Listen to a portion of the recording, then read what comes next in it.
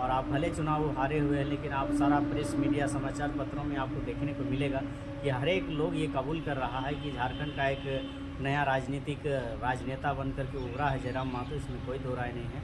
भले चुनाव हारा है, लेकिन झारखंड का हीरो बन के भी निकला है। यदि गिरिडीह की प्रशासन और रांची की प्रशासन यदि सहयोग करती टाइगर जयराम महतो को, जिस प्रकार से नॉमिनेशन के दिन उनको परेशान किया गया और लगातार 10 दिन तक वो चुनाव प्रचार नहीं कर पाए टाइगर जयराम महतो गिरिडीह में, यदि 10 दिन चुनाव प्रचार वो कर पाते तो क्या गिरिडीह का सांसद वो होते?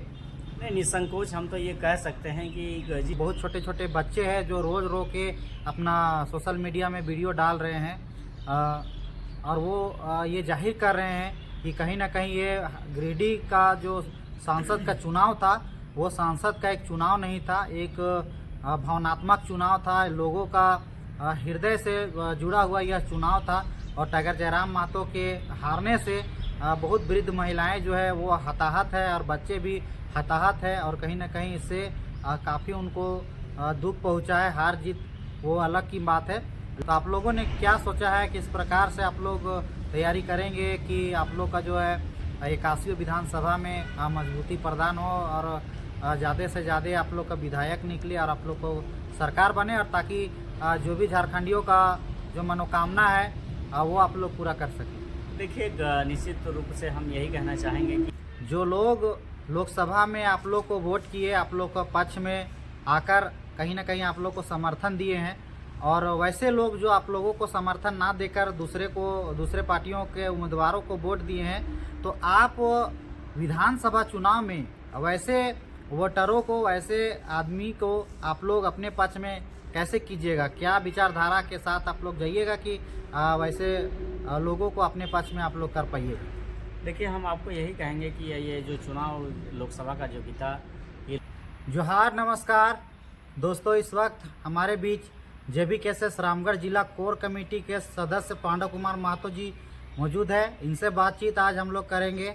गिरिडीह लोकसभा का जो चुनाव हुआ, चुनाव परिणाम आया, उसके संदर्भ में बातचीत करने वाले हैं। तो सबसे पहले पांडव जी, आपको अपने चैनल में हम स्वागत करते हैं और बहुत बहुत आपको अभिनंदन करते हैं। आपको भी बहुत बहुत धन्यवाद, और आपके तमाम दर्शकों को आपके चैनल के माध्यम से जितने भी लोग देखते हैं सभी को दिल से हार्दिक हार्दिक अभिनंदन, जोहार, आभार। जी जी। पांडव जी, आपसे पहला सवाल मेरा रहेगा कि जिस तरह से टाइगर जयराम महतो ने पहला चुनाव लड़ा, इससे पहले ना तो मुखिया का चुनाव लड़े थे, ना तो कोई जिला का कोई चुनाव लड़े थे, और ना ही कोई कभी सांसद विधायक का चुनाव लड़े थे। पहली अटेम्प्ट में ही टाइगर जयराम महतो ने 3,47,922 वोट लाकर एक बहुत बड़ा वोट लाया। इस पर आपका क्या कहना रहेगा गिरिडीह वासियों से? देखिए, गिरिडीह वासी बहुत ही तन मन धन के साथ टाइगर जयराम महतो का सपोर्ट किए हैं, इसमें कोई दो राय नहीं है। और अगर आप देखिएगा एक विश्लेषण के आधार पर जिस तरीके से आंकड़ा दिख रहा है हम लोग का, जो उनका चुनावी रिजल्ट रहा, तो उन्होंने लगभग, अगर साफ तौर पर कहा जाए तो 2 विधानसभा क्षेत्र से उन्होंने चुनाव जीता हुआ है, जिसमें गोमिया है और डुमरी है। गोमिया में तो गर्दा उड़ा करके उनका चुनाव जीते हैं पूरा विधानसभा। इस तरीके से अगर देखा जाए तो वहाँ के लोगों ने बहुत ही सुंदर तरीके से दादा को कोऑपरेट किया, और भले ही चुनाव जीत नहीं पाए हैं, लेकिन पहली बार अगर इस तरीके से कोई निर्दलीय उम्मीदवार चुनाव लड़ता है और इस तरीके से परफॉर्मेंस देता है, ये एक समझिए कि बहुत बड़ी चीज़ है। और उन्होंने एक राष्ट्रीय राजनीति में एंट्री करने का जो अपना ये कोशिश किया था, वो किसी से छुपा हुआ नहीं है, और उनका इस एंट्री से लगभग इस राज्य का ही नहीं, इस देश का राजनीति में भूचाल आ गया था। जी दादा, जिस तरह से टाइगर जयराम महतो ने लोकसभा में अपना परफॉर्मेंस को दर्शाया है, आपको नहीं लगता है कि जो विजय हुए हैं चंद्र प्रकाश चौधरी जी, उनसे मात्र 1,04,000 या 5,000 समथिंग वोट से वो हारे हैं? यदि और 50,000 वोट वो ला पाते टाइगर जयराम महतो, और CP चौधरी 50,000 यदि वोट उनको कम आता, और उन्हीं का वोट यदि 50,000 टाइगर जयराम महतो ले आते, तो वो सांसद आज होते गिरिडीह का। क्या लगता है कि कहाँ कमी रह गया टाइगर जयराम महतो में कि 50,000 वोट वो नहीं ला पाए, जिसके कारण वो गिरिडीह का सांसद नहीं बन पाए। नहीं, देखिए इसमें कमी अगर कहिएगा तो कुछ तो कमी रहा है दादा का। जिस तरीके से अगर आप देख ही रहे हैं, मात्र 2.5 साल के राजनीतिक करियर में उन्होंने इतना बड़ा सफ़र तय किया है।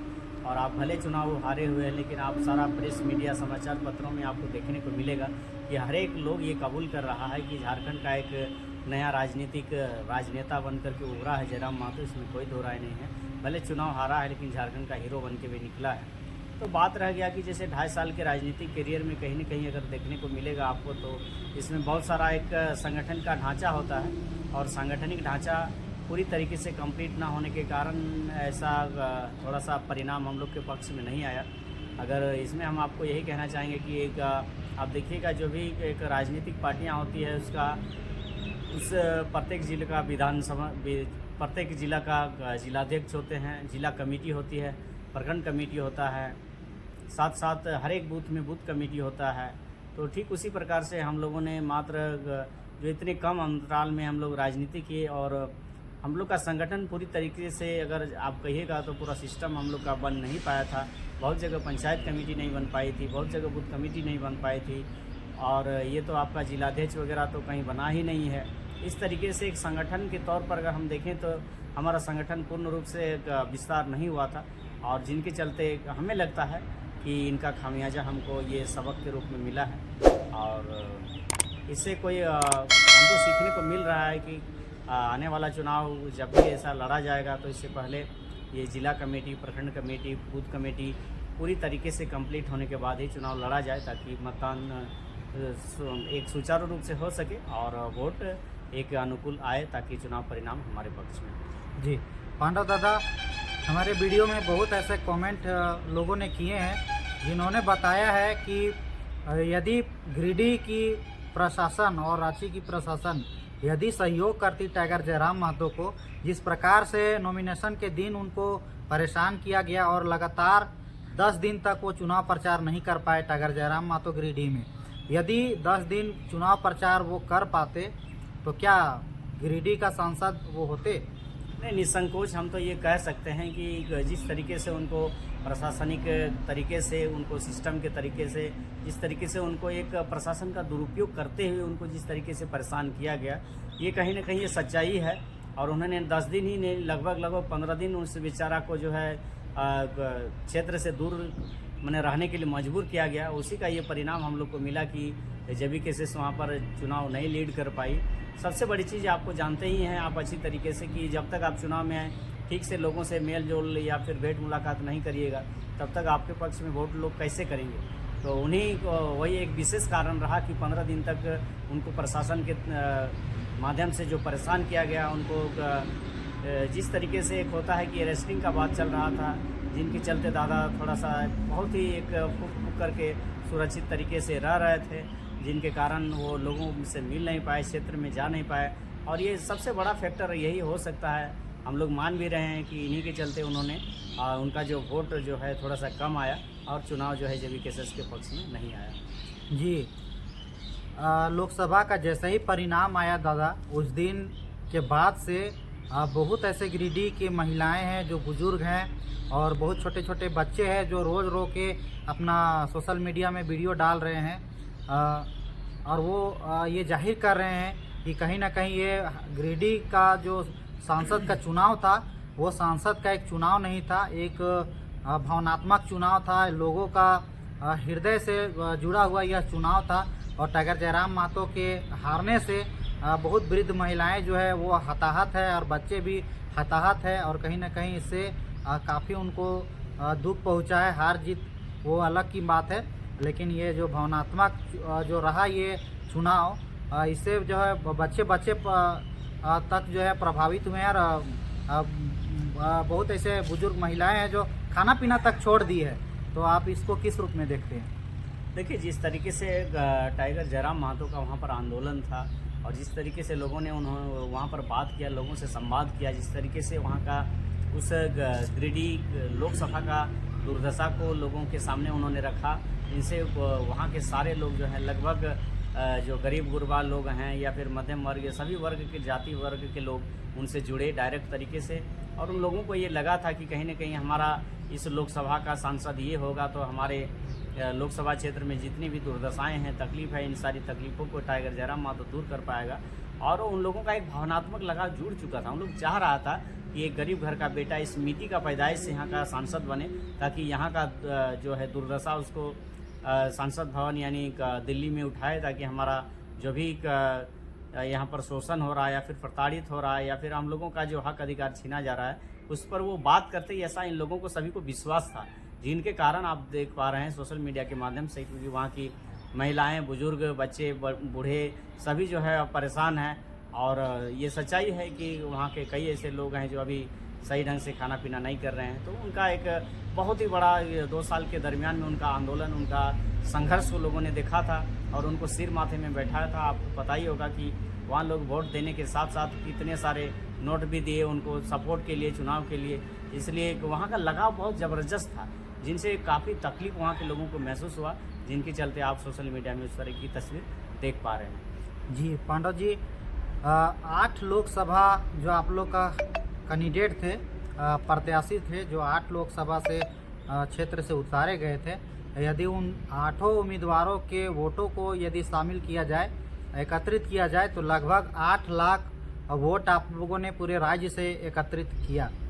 क्या लगता है कि ये 8 लाख जो आपको वोट मिला जेबी केसेस को पहले ही चुनाव में, ये कितनी बड़ी जीत है, किस रूप में देखते हैं आप इसे? देखिए, ये तो पूरा राज्य देख रहा है, ये बहुत ही बड़ी जीत है इस पार्टी के लिए।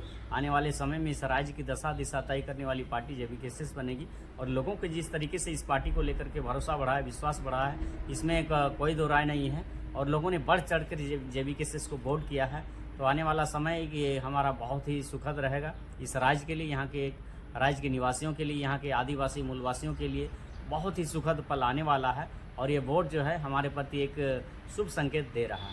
जी, जिस प्रकार से जेबी केसेस का या JLKM जो अभी पार्टी बन चुकी है, उनकी विचारधारा से प्रभावित होकर जो लोगों ने वोट किया है, बढ़ चढ़कर जेबी केसेस को वोट मिला। और आने वाला जो विधानसभा चुनाव होगा, क्या लोगों को इस पार्टी पर भरोसा करने की ज़रूरत है? देखिए, निसंकोच क्यों नहीं भरोसा करेंगे। आप देख ही रहे हैं कि अभी वर्तमान में जो ये सरकार चल रही है, इसके पूर्व में भी जो सरकारें चली, सारी सरकार ने यहाँ के राज्य के लोगों को, यहाँ के आदिवासियों, मूलवासियों को, यहाँ के छात्र, नौजवान, युवक युवतियों के साथ हमेशा खिलवाड़ किया है। पढ़ने वाले बच्चों के साथ हमेशा नौकरियों में छलवा किया है। आप देख ही रहे हैं कि जितने भी सारी नौकरी की अगर कहीं से किसी तरीके से अगर वैकेंसी आती है, तो परीक्षा होने से पहले उनका क्वेश्चन पेपर लीक हो जाता है। और अगर एग्ज़ाम भी किया जाता है तो वहाँ 27 लाख 30 लाख में नौकरी तय होता है। तो इसलिए इसमें कोई दो राय नहीं है। लोगों का विश्वास ज़बरदस्त तरीके से बढ़ा हुआ है। और आने वाला दिन हम तो आपको आपके चैनल के माध्यम से ये कहना भी चाहते हैं कि तमाम लोगों को, इस झारखंड वासियों को जेबी केसेस के प्रति रुझान आएगा, जेबी केसेस के प्रति झुकाव आएगा और एक बहुत बड़ी पार्टी बन करके जेबी केसेस इस राज्य में उभरेगी। जी, लोकसभा चुनाव के परिणाम आने के बाद देखिए आज 5 दिन बीत चुका है। आने वाला आगामी जो विधानसभा चुनाव होंगे, उसको लेकर कैसी तैयारियां हैं, क्या आप लोग सोचे हैं? क्योंकि लोकसभा का चुनाव का जो परिणाम था वो बीत चुका है। अब जो आने वाला चुनाव है वो अगला विधानसभा का चुनाव ही है। तो आप लोगों ने क्या सोचा है, किस प्रकार से आप लोग तैयारी करेंगे कि आप लोग का जो है 81 विधानसभा में मजबूती प्रदान हो और ज़्यादा से ज़्यादा आप लोग का विधायक निकले और आप लोग को सरकार बने, और ताकि जो भी झारखंडियों का जो मनोकामना है वो आप लोग पूरा कर सकें? देखिए, निश्चित रूप से हम यही कहना चाहेंगे कि हम लोगों ने देखा लोकसभा चुनाव में लड़ करके कि हमारा कहाँ कहाँ कमी रहा। चुनाव परिणाम आने के बाद में तो हम आपको फिर से यही कहना चाहेंगे, हमारी बहुत सारी कमेटियाँ जो है अभी ये सब कंप्लीट नहीं है। जैसे कि बोले हम जिला कमेटी या फिर केंद्रीय कमेटी या फिर प्रखंड कमेटी, इस तरह की जितने भी कमेटियां हैं, उन कमेटियों को अस्थायी तरीके से हम सभी इस पार्टी के माध्यम से बनाया जाएगा। जितने भी जैसे एक ज़िले में पार्टियां हमारी चल रही है, सभी ज़िलों में एक अस्थायी जिला कमेटी के रूप में बनाया जाएगा और वही जिला कमेटी जो है पूरे ज़िले का निगरानी करेगा। और हमारे पास बहुत अभी समय है विधानसभा के लिए। विधानसभा में आने वाले समय में जो हमारा इस चुनाव में जो कमी रह गया, जिस जगह हम लोग जा नहीं पाए, कहाँ कहाँ से हमारा वोट कम आया या फिर वोट नहीं आने का कुछ क्षेत्रों में क्या कारण रहा, वो सारे कारणों का हम लोग आकलन कर रहे हैं। और हम लोगों को पूर्ण भरोसा है कि आने वाला समय में विधानसभा का सीट जो है JBKSS के खाते में बहुत सारे आएंगे। जी जी।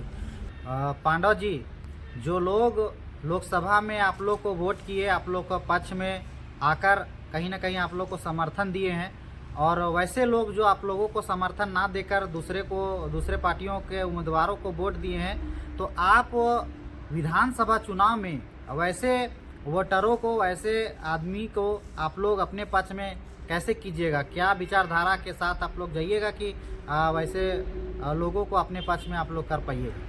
देखिए, हम आपको यही कहेंगे कि ये जो चुनाव लोकसभा का जो बीता, ये लोकसभा का चुनाव डायरेक्ट केंद्र के एक चेहरे के अनुसार से लड़ा गया था। और अगर आप देखिएगा तो इसमें एक केंद्र में चेहरा के रूप में एक तरफ मोदी जी थे तो दूसरी तरफ राहुल जी थे, और उसी के फेस के अनुसार से ये चुनाव लड़ा गया। जिस तरीके से आप एनडीए की जो गठबंधन आप देख रहे थे, जिसमें एनडीए में जैसे जेडीयू और टीडीपी इस तरीके से आंसू वगैरह मिले हुए थे, और आपका जो इंडिया था इसमें आप देख रहे थे जेएमएम, कांग्रेस, आरजेडी, इस तरीके से बहुत सारी पार्टियां मिल करके चुनाव लड़ रही थी। तो इस तरीके से इससे मात्र 2 ही दल वहां पर था, एनडीए और इंडिया गठबंधन।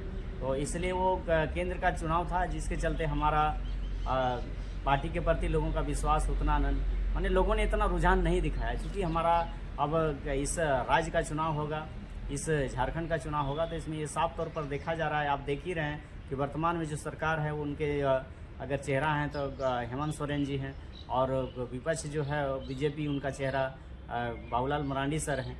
तो इसलिए हम संक्षेप में यही कहना चाहेंगे कि उन दोनों चेहरों के सामने अगर हम इस राज्य के जो एक भाग्य विधाता के रूप में जो हम लोग देख रहे हैं, नौजवान युवा दिलों के धड़कन टाइगर जयराम महतो को, तो टाइगर जयराम महतो जी हमारे उन लोगों के सामने चेहरा होंगे। और मुख्यमंत्री का चेहरा हमारे पास ऐसा है टाइगर जयराम महतो के रूप में, इन लोगों के दिलो दिमाग में बैठ चुका है। इसलिए टाइगर जयराम महतो का संघर्ष आंदोलन को देख करके लोग इस बार वोट करेंगे।